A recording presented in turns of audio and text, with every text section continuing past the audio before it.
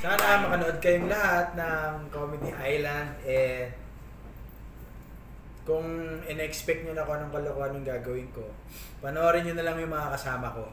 Kasi I'm sure hindi nyo in-expect yung mga kalokohan gagawin nila Kaloy, nila Blythe, of course, si Drew Arellano. Eto, by the way, I just wanna say this na Drew Arellano, siya yung pinakasusi na parang banded kami lahat.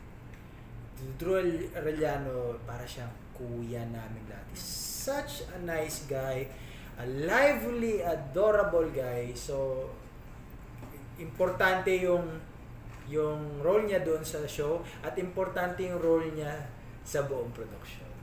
So, I have to commend Drew Arellano for that. And, yun din. Hindi niya expect na magaling si Drew.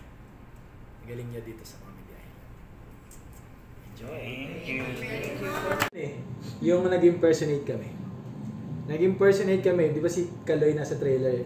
In-impersonate niya si Pia Words pa. Yun, kasi nakakatawa talaga yun. Kasi may challenge, tapos ang challenge kasi is paninindigan mong ikaw yun. Kailangan paninindigan mo sa audience na ikaw si Pia Words pa. So, nasa likod kami, naalala ko si Kaloy tsaka si Blythe. Basically, these two actors na hindi naman sanay or hindi laging nag-i-improv. Kabadong-kabado. Yun yung pinaka, gagawin ko. Pucha naman, gagawin ko. Mga ganyan guys, si Kaloy, ito si Blythe. Kuya, anong intro gagawin ko? Kuya? Sige. Pag-usapan natin. So, tulong-tulong kami sa likod kasi nga, ensemble eh. Parang kailangan lahat kayo effective eh.